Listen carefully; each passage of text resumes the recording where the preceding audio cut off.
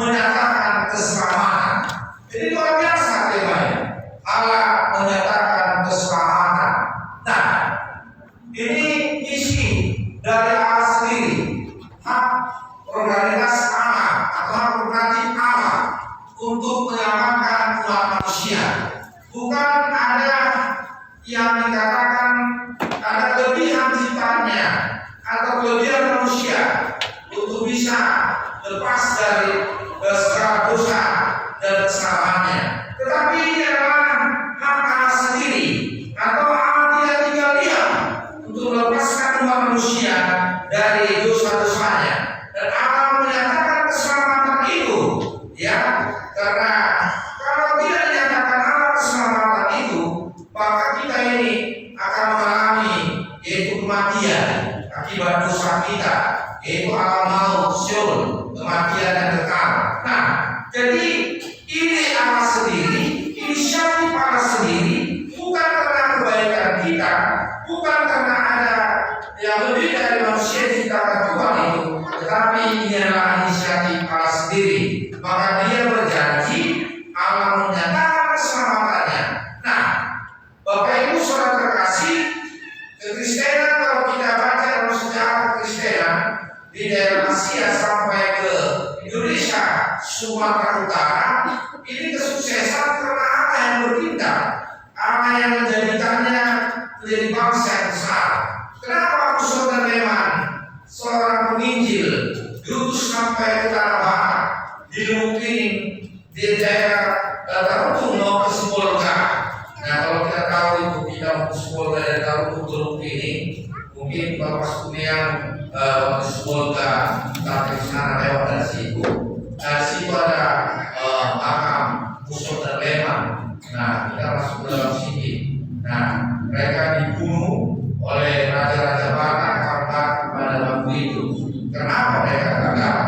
Karena mereka tidak belajar bagaimana tradisi Batak, belajar bahasa Batak, kemudian sejarah-sejarah Batak, dan bergaul kepada raja-raja Batak. Pada masa itu penjajah merajai atau menguasai daerah tanah Batak, termasuk Belanda. Maka orang-orang luar yang datang ke tanah Batak, mereka anggap sebagai musuh atau penjajah. Dia bawa penterjemah, ya, di situ. Dan sampai ke Lumpining, mereka dikepung oleh masyarakat dan penterjemahnya lari, tidak ada bantuan, akhirnya dibunuh di sana oleh orang Batak. Jadi Saudara memang gagal penginjilan ke tanah Batak karena sejarah yang menyatakan kegagalan itu akibat kurangnya mengerti tradisi-tradisi suku yang mereka mau menginjili atau layani.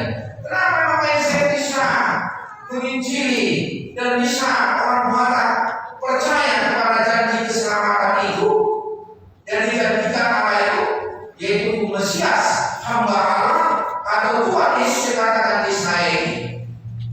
Karena Moses sebelum datang ke daerah Batak, Sumatera Utara, dia belajar dulu di Jerman, belajar tradisi Batak, belajar juga bahasa Batak, dan kemudian setelah dia mampu, dia datang ke tanah Batak dan dari Sembolga dia berjalan kaki dan naik kuda ke atas balita salib kasih.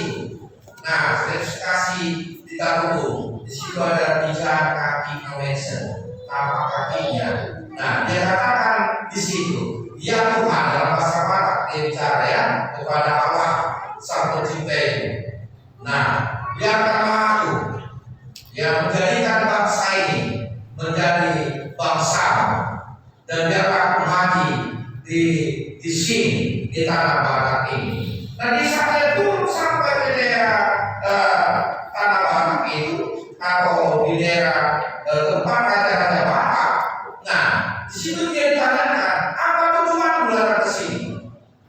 Dia katakan, dia bukan katakan mau menginjili, tapi saya akan membuat bangsa Batak ini menjadi bangsa yang besar.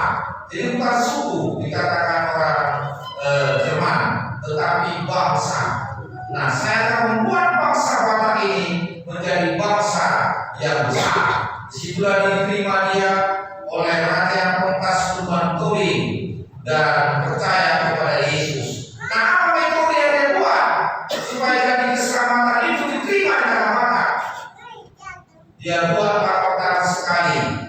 pendidikan untuk memajukan orang-orang Batak supaya menjadi orang pintar, ya, belajar, sekolah yang dibuat oleh nomen sendiri itu ditaruh di PRA atau KBP. Nah, sekarang ini di bawahnya itu ada SD. Nah, itu dulu Komensen yang membuat SD itu. Nah, kemudian apa lagi itu yang dibuat supaya Batak ini percaya kepada Yesus dan banyak diselamatkan? Dia buat yang kedua adalah tentang kesehatan. Dia buat klinik mengobati sakit dan penyakit orang-orang Batak pada saat itu dan membawa para medis dan juga pengobatan dari Jerman. Nah, kemudian dia pakai yang penduduk di situ untuk bisa menjadi para medis. Nah, apalagi juga yang penting, dia kumpulkan orang-orang Batak yang sakit kusta. Menurut suku Batak, ya, ini tradisi Batak, hampir sama dengan tradisi orang Yahudi, orang Israel. Kalau sudah kena kutu, itu mereka harus diusirkan dari kampung itu. Apa yang buat mereka kena kutu? Itu penyakit disebut penyakit kusta. Ini kulitnya bau semua, kakinya pun membusuk begitu. Maka di dalam kusta ini kan, maka di kawan ada rumah sakit itu orang kusta. Nah, jadi dianggap ini sama orang Batak ini adalah kutukan dari Tuhannya, dari hukum belajar dari bodoh dari mereka. Nah, kemudian orang Yahudi juga di dalam Alkitab selalu mengatakan itu yang benar penyakit kulit itu yang sangat bau badannya ini orang-orang yang terkutuk Tuhan dan harus diusir dari kampung itu, dijauhkan. Nah, jadi Komensen mengobati orang-orang penyakit kusta dan membuat satu tempat di sana, maka ini diterima, yaitu nama desanya kita untuk Said Yuda. Nah, itu tempat dalam sejarah saya baca orang sakit kusta. Kalau kita pergi kita rutin, nah, naik kita mau ke atas sebelah kanan itu, kita mau ke daerah Tagalu. Nah, itu Said Yuda. Itu ada patung Komensen situ. Dan kalau kita masuk ke dalam, itu ada gereja damai.